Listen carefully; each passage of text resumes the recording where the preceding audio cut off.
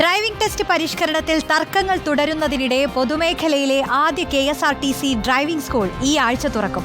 പൊതുജനങ്ങൾക്ക് ഇരുചക്ര വാഹനങ്ങൾ മുതൽ ബസ് വരെ ഓടിക്കാൻ പരിശീലനം നൽകുന്നതാണ് സ്ഥാപനം. KSRTCയുടെ ആനയറ സ്റ്റേഷന് സമീപത്താണ് ഡ്രൈവിംഗ് പഠനത്തിന് ട്രാക്ക് ഒരുക്കിയിരിക്കുന്നത്.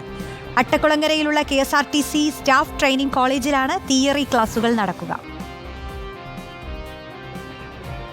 ഡ്രൈവിംഗ് സ്കൂൾ സംഘടനകളുമായി സംഘർഷത്തിലേർപ്പെട്ടിരിക്കുന്ന ഒരു സാഹചര്യത്തിലാണ് സംസ്ഥാന സർക്കാരിൻ്റെ നിർദ്ദേശമനുസരിച്ച് ഗതാഗത വകുപ്പ് സ്വന്തമായി ഡ്രൈവിംഗ് സ്കൂൾ തുടങ്ങുവാൻ വേണ്ടിയിട്ടുള്ളൊരു തീരുമാനമെടുക്കുകയും ഈ കഴിഞ്ഞ 6-ാം തീയതി മുഖ്യമന്ത്രി പിണറായി വിജയൻ ഉദ്ഘാടനം ചെയ്യുമെന്ന് അറിയിച്ചിരുന്നു. പക്ഷേ അദ്ദേഹത്തിൻ്റെ തീയതി ലഭിക്കാത്തതിനാൽ മാറ്റിവെക്കുകയായിരുന്നു.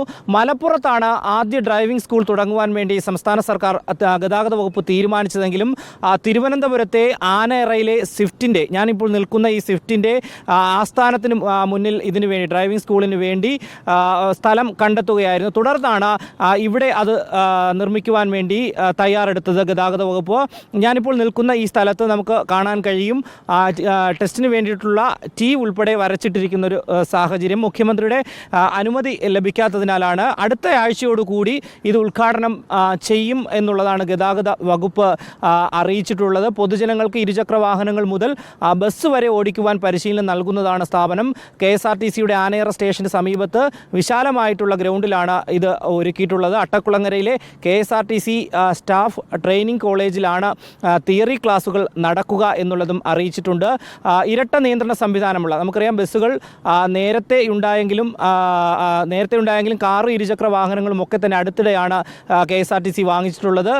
ഡ്രൈവിംഗ് പരിശീലനത്തിന് വേണ്ടി ഓൾട്ടോ അതുപോലെ തന്നെ ഓൾട്ടോയുടെ K10 കാറും ഹീറോ ബൈക്കുമാണ്. നമുക്കറിയാം ഡ്രൈവിംഗ് സ്കൂളുകൾക്ക് 15 വർഷത്തിന് മുകളിൽ പഴക്കമുള്ള വാഹനങ്ങൾ ഉപയോഗിക്കാൻ അനുമതി നൽകില്ല എന്ന് ഗതാഗത വകുപ്പ് പറയുമ്പോഴാണ് ഏറ്റവും പുതിയ മോഡൽ കാറുകൾ വാങ്ങി ഇത്തരത്തിൽ പരിശീലനം നടത്തുന്നതിന് വേണ്ടി ക്രമീകരിച്ചിട്ടുള്ളത്.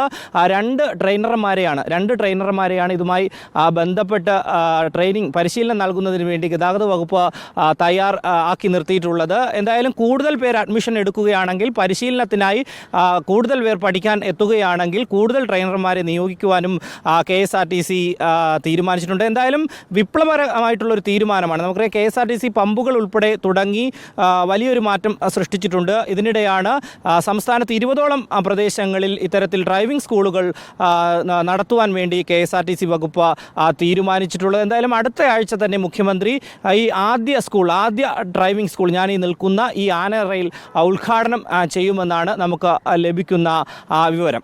വീഡിയോ ജേർണലിസ്റ്റ് മനുവിനൊപ്പം reporter Inu Sreedhar, in reporter, Thiruvananthapuram.